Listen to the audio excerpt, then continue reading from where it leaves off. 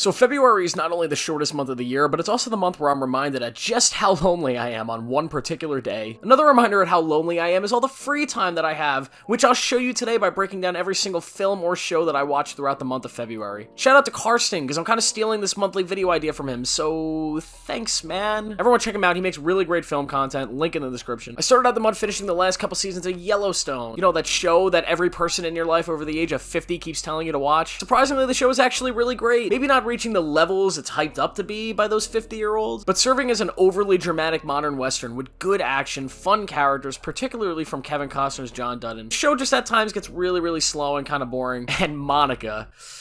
Oh, Monica. Then I watched Still Alice, a very well-written story about a woman dealing with early-onset Alzheimer's disease. Julianne Moore gives her best I want to win an Oscar type performance, and surprise, surprise, they actually gave her the Oscar. She is phenomenal in this thing, so if I can give you any reason to watch it, it's really just to see the work that Moore put into this character. Next, I rewatched La La Land, and yeah, it's still one of my favorite films ever. After my disappointment with Damien Chazelle's last feature, Babylon, I needed to remind myself just how good this guy actually is at making movies. This film is the perfect Hollywood musical and love story, depicting what it actually means to be a dreamer and to achieve those dreams. It doesn't pull its punches when depicting the sacrifice that may go in the success, which is what I love about this film. There's some sort of tragedy behind every single accomplishment in life, whether it be something simple like a tragedy of losing time due to work, or being alone every year on Valentine's Day. The characters in this film, which by the way is just absolutely beautifully shot and has one of the best scores ever, but the characters both have to make a hard choice between success and love. This thing to me will always just be a classic. After that, I went and saw Knock at the Cabin. Okay, me and my boy M. Night have this love-hate relationship thing here. Like, this is the guy that made Unbreakable and The Sixth Sense, two absolute classics in Hollywood. But then he also made, like, Old and Avatar. So going in the Knock at the Cabin, my expectations were not very high, so I'm surprised to say that, you know, it's actually fine. The film doesn't do anything unique or original or notable or really interesting in the grand scheme of filmmaking, but it delivers a mostly entertaining plot with decent performances, specifically from Dave Bautista, and has some, let's just say, pretty okay writing. This was definitely a step up from Old, but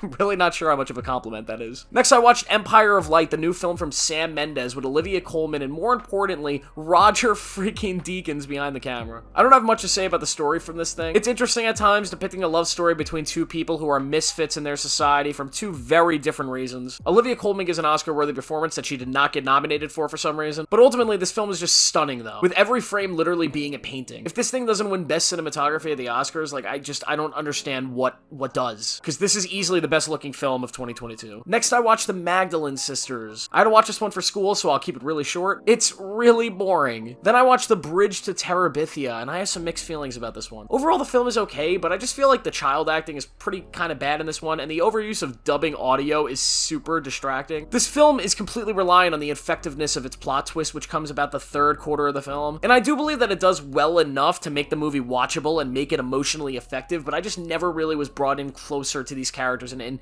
felt a real connection to this plotline, so it just sort of fell flat. After that, I watched a documentary, Pepsi, Where's My Jet, and it is absolutely hilarious. If you like really dumb and stupid stories and have a few free hours, I definitely recommend giving this one a chance. It doesn't reinvent the wheel when it comes to documentary style of filmmaking, but it is just really enjoyable and such a stupid, ridiculous story. It's amazing. Next, I rewatched Edge of Tomorrow, and it is still really good. Tom Cruise knows how to make movies. It's really just that simple. I think this is the best version of the Groundhog Day genre, and I really want a sequel. Then I went back for some more M. Night Shyamalan fun with Signs for the first time ever, which stars Mel Gibson and Joaquin Phoenix. I actually really enjoyed this one, and I think it might actually be my favorite film from M. Night. There are some real moments of horror and tension spread throughout this thing, many of which genuinely had me, like, scared. The twist is really stupid, but the underlying subtext of things happening for a reason is really well done, and overall, this is a great movie. You know, good job, M. Night. You know, you don't completely suck. You're pretty good. You're pretty good. Pretty good.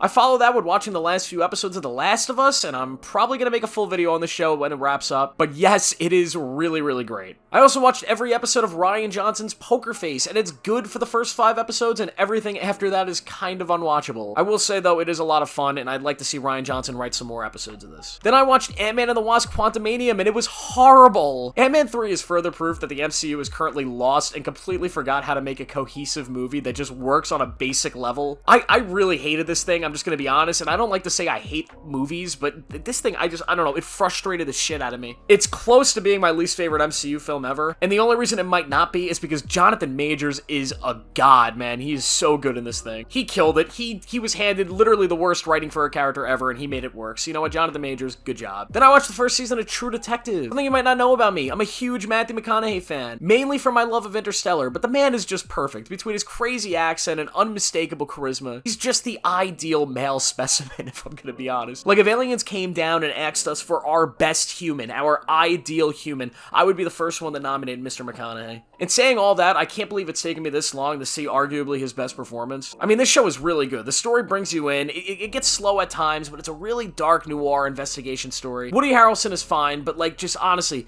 just hearing Matthew McConaughey say some of the lines he has in this show. Like when he says, "You get any sleep last night?" I don't sleep. I just dream.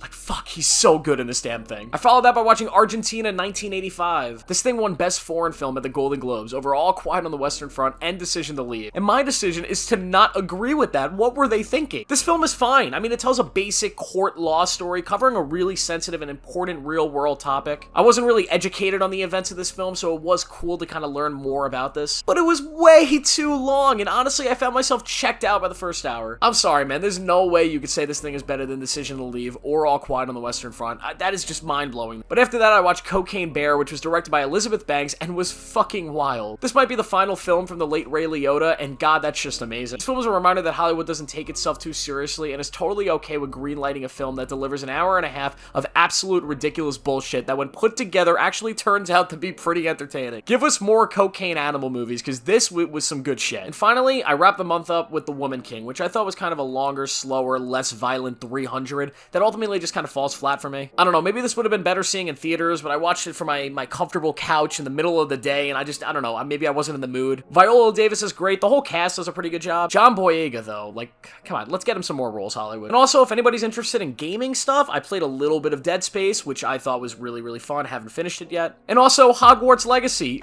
Oh man, this game is good. So that's my February, and it was so great. Let me know your thoughts on all these things and what you watched in February.